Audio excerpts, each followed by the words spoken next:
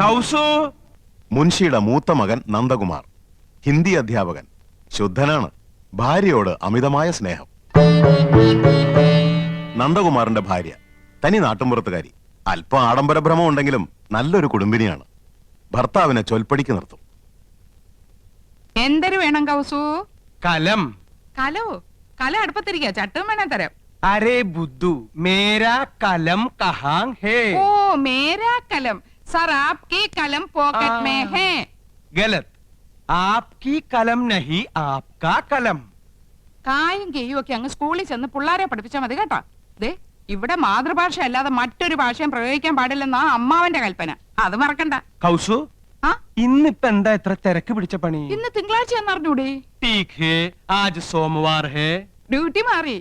ഇന്ന് പ്രാതൽ ഉണ്ടാക്കേണ്ട ചുമതല എനിക്കാ. അപ്പൊ ഉച്ചഭക്ഷണത്തിന്റെ ഡ്യൂട്ടി? അതാണെന്നല്ലിക്ക. ഓ, ഇന്നെങ്ങനെ രുചികരമായിട്ടുള്ള ഭക്ഷണം കഴിക്കാലോ. യോ, അപ്പൊ ഞാൻ ഉണ്ടാക്കുന്നതിനൊന്നും രുചിയില്ലാന്നല്ലേ? എനിക്കറിയാം. ഇപ്പൊ നിങ്ങൾക്ക് എന്നെ ഒട്ടും ഇഷ്ടമല്ല. എന്റെ വീട്ടിൽ വന്ന് ഹിന്ദി ട്യൂഷൻ എടുത്തതും പ്രേമിച്ചതും കല്യാണം കഴിച്ചതും അന്നൊരു ഹിന്ദി പാട്ട് പാടുമായിരുന്നല്ലോ. ഒക്കെ മറന്നില്ലേ? സഹിച്ചല്ലേ പറ്റൂ. 5 പിള്ളേരുടെ അമ്മയായി പോയില്ലേ? ചൗദുവിൻ കച്ചാന്ത് ഹോ യാബ് താബ് ഹോ ബദ്മാസ്. क्या होना?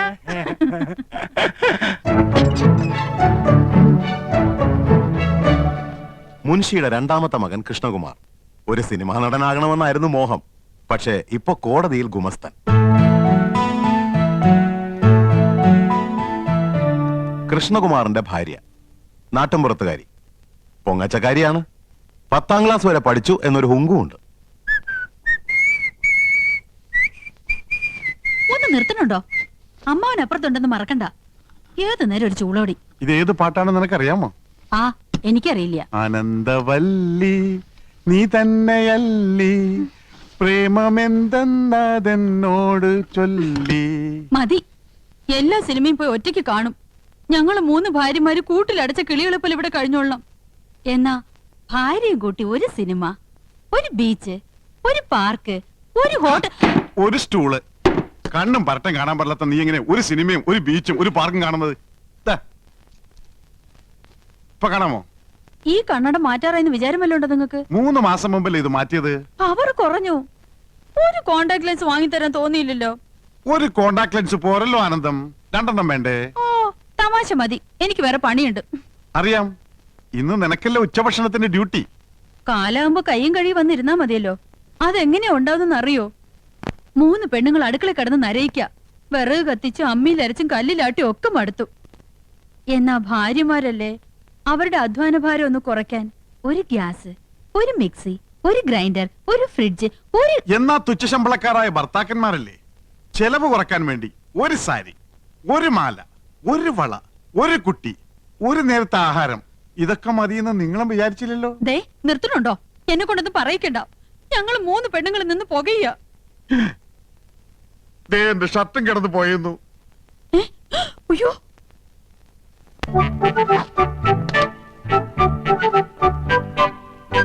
ഇത് വിക്കും.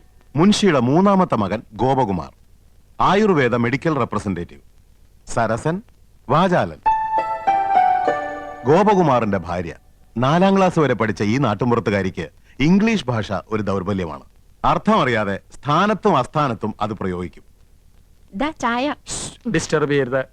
കമ്പനിയുടെ പുതിയ ആയുർവേദ ഉൽപ്പന്നമായ പാഷാണഭൂഷണ കസ്തൂരിയുടെ മാർക്കറ്റിംഗിനെ കുറിച്ച് ഞാൻ ഗഹനമായി പഠിച്ചുകൊണ്ടിരിക്കുകയാണ്. പാഷാണഭൂഷണോ? ആ, ചിലന്തി, തേൾ, പഴുതാര എന്നീ ജന്തുക്കൾ കടിച്ച് വിഷം ഉള്ളിൽ ചെന്നു എന്ന് സംശയിക്കുന്നുണ്ടോ? ഉണ്ടെങ്കിൽ 1 ഗ്ലാസ് ചൂടുവെള്ളത്തിൽ 1 ടേബിൾ സ്പൂൺ പാഷാണഭൂഷണ കസ്തൂരി കലക്കി കുടിക്കുക. ശുഭം. ഞാനിപ്പോ തിരക്കിലാണ്. തിരക്കിനിടയിൽ കത്ത് പോസ്റ്റ് ചെയ്യാൻ മറക്കണ്ട. കത്തോ? ആർക്കടി കത്ത്? എടി, ആർക്കാന്ന്? എന്തിനാ ചൂടാവുന്നേ? രഹസ്യമായ കത്താണെങ്കിൽ ആരെങ്കിലും സ്വന്തം ഭർത്താവിന്റെ കയ്യിൽ കൊടുക്കോ? അപ്പൊ നീ രഹസ്യമായി കത്ത് എഴുതാറുണ്ടല്ലേ? എഴുതിയിരുന്നു, കല്യാണത്തിന് മുൻപ്. അത് ശരി. 2 പിള്ളേരുടെ തള്ളയായ ശേഷമാണോ നീ സത്യം എന്നോട് തുറന്നു പറയുന്നത്? നിന്നെ ഡൈവേഴ്സ് ചെയ്യും. അയ്യോ, പ്രേമലേഖനൊന്നുമില്ല. പിന്നെ എങ്ങനെ സൗന്ദര്യം വർദ്ധിപ്പിക്കാന്നുള്ള വംതിയിലേക്കാ രഹസ്യം എഴുതിയിരുന്നത്. അതാണോ? ഇനി എന്നെ ഡ്രൈവാഷ് ചെയ്യോ? അയ്യോ ഇല്ല, ഇന്ദു മതി, ഇംഗ്ലീഷും മതി. താങ്ക്സ്. ഈ കത്ത് വീട്ടിലേക്കാ. ഇക്കുറി വിഷുവിന് ഞാൻ വീട്ടിലേക്ക് ചെല്ലില്ലെന്ന് അറിയിക്കാനാ. വിഷുവിന് നീ വീട്ടിൽ പോകുന്നില്ലേ? ചെയ്ത് മോശമല്ലേ എന്തു? ചേച്ചിമാരും പോണില്ല, ആ. അമ്മാവനെ ഒറ്റയ്ക്കാക്കിട്ട് പോണ്ടാന്ന്. കഴിഞ്ഞ ഓണത്തിന് നീ പോയില്ല, ഈ വിഷുവിനെങ്കിലും ഒന്ന് പോയി കിട്ടുന്ന വിചാരിച്ചേ. ആഹാ, അപ്പൊ ഞാൻ പോയി കിട്ടണല്ലേ? മനസ്സിലിരിപ്പൊക്കെ ഞാൻ അറിയുന്നുണ്ട്. ഹോ, ഒരു റെപ്രസെന്റേറ്റീവ്. റെപ്രസെന്റേറ്റീവ് അല്ല ഇന്ദു, റെപ്രസെന്റേറ്റീവ്. റെപ്രസെന്റേറ്റീവ് രണ്ടും ഒന്ന് തന്നെയാ. മുൻഷിയുടെ ഇളയ മകൻ ചന്ദ്രു വക്രബുദ്ധിക്കാരനാണ്. ഈ കോളേജ് കുമാരൻ. തൊട്ടടുത്ത വീട്ടിലെ മുറപ്പെണ്ണുമായി ലൈനുമുണ്ട്.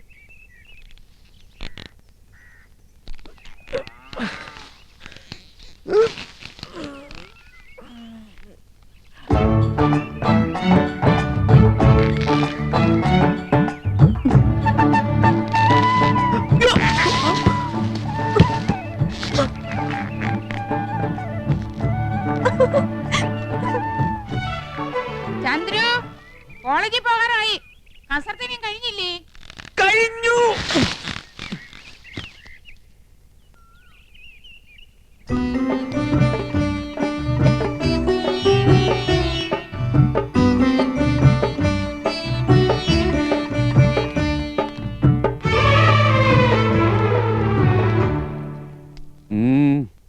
ചേട്ടനെന്തോ പറയണോന്ന്.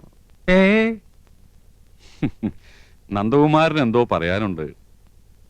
അർദ്ധോക്തിയിൽ വിരമിക്കണ്ട, പൂർണ്ണമാക്കിക്കോളൂ. കൃഷ്ണനും ഗോപനും സ്വന്തമായിട്ട് വണ്ടിയുണ്ട്.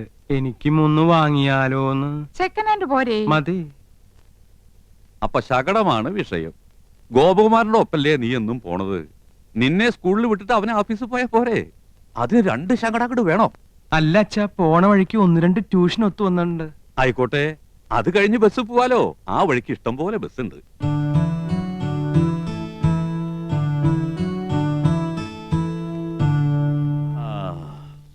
നിങ്ങളൊക്കെ മുതിർന്നു, ജോലിക്കാരായി, ശമ്പളക്കാരായി, സ്വന്തമായിട്ട് തീരുമാനങ്ങൾ എടുക്കാനുള്ള പ്രാപ്തിയുണ്ട്.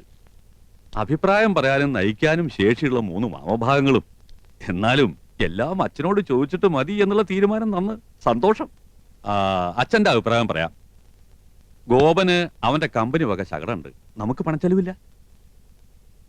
ഒരു വഴിക്ക് പോകുന്ന നിങ്ങൾക്ക് വേണ്ടി പണം മുടക്കി ഒന്നുകൂടി വാങ്ങി തുള്ളി കൊണ്ട് തുടച്ചാലേ തുടം കൊണ്ട് തേവാൻ പറ്റൂന്ന വരവിൽ കവിഞ്ഞ ചെലവ് വേണ്ട. 3ാമത് ഒരെണ്ണം കൂടി വേണ്ട. അല്ല, അച്ഛന്റെ അഭിപ്രായം പറഞ്ഞു എന്നേ ഉള്ളൂ. നിങ്ങളുടെ ഇഷ്ടം പോലെ ആവാം, വിരോധമില്ല. അമ്മാവൻ പറഞ്ഞത് കേട്ടില്ലേ? വണ്ടി വേണ്ട. വേണ്ട വേണ്ട വേണ്ട. തെക്ക് വശത്തൊരു ചായപ്പ് ഇറക്കിയാല് ട്യൂഷൻ അവിടെ വെച്ചാവാലോ. ആകാം. ആകാം. ആകാം, പോകാം.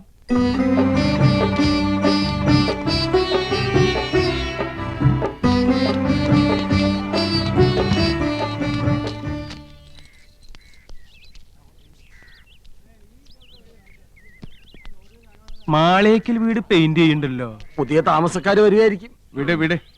മക്കളെ, സൂക്ഷിച്ചു പോണം. പതുക്കെ പോയാ മതി. ശരിയച്ചാ. അച്ഛന് ഭയങ്കര പേടിയാ.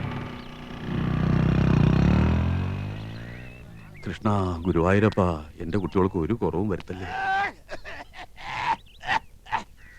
ഒന്ന് വെറുതെ ഇരുന്നൂടെ? പോയി വെള്ളം എടുത്തോളൂ അടി.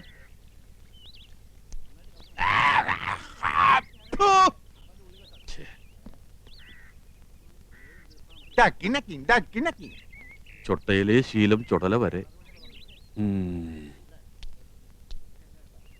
ജാത്തിയാലുള്ള തൂത്താ പോവില്ല. എന്റെ വിധി. പല്ലുതീപ്പും കുലുക്കുഴിയിലും ഒക്കെ കുളിമുറിയിലും മതിയെന്ന് പറഞ്ഞിട്ടില്ലേ മനുഷ്യ? എന്നും ഇങ്ങനെ കാറിയും തുപ്പി എന്തിനാ എന്റെ ഏട്ടനെ ആക്ഷേപിക്കുന്നേ? എന്റെ ഏട്ടൻ മാന്യനായതുകൊണ്ട് ഒക്കെ ക്ഷമിക്കുന്നു. മുനിഷി പരമേശ്വരൻ പിള്ള. മുനിഷി പരമേശ്വരൻ പിള്ളയ്ക്ക് എന്താ കുഴപ്പം? ആ വീടിന്റെ പേര് പോലെ തന്നെയാ അവിടുത്തെ അന്തരീക്ഷവും.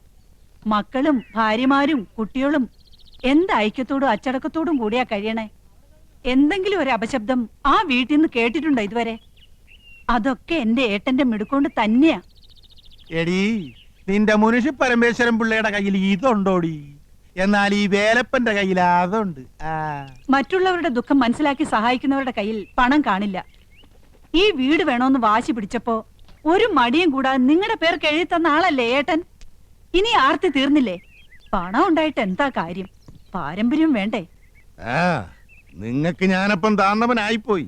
പക്ഷേ നാട്ടുകാർക്ക് ഈ പൂതക്കോടം വേലപ്പൻ നാട്ടുകാര് പൂത്തക്കോടം വേലപ്പൻ എന്നല്ലേ വിളിക്കുന്നത്? എന്റെ ഒരു യോഗം. ഏട്ടന്റെ 4 ആമക്കള് എന്ത് യോഗ്യന്മാരാ. നമ്മുടെ മക്കൾക്ക് എന്താടി കുഴപ്പം? മോക്ക് കുഴപ്പമൊന്നുമില്ല. അവക്ക് എന്റെ സ്വഭാവം കിട്ടിയിരിക്കണേ. അതിനെന്ത്, മോനൊരെണ്ണം ഉണ്ടല്ലോ, വിത്ത് ഗുണം 10.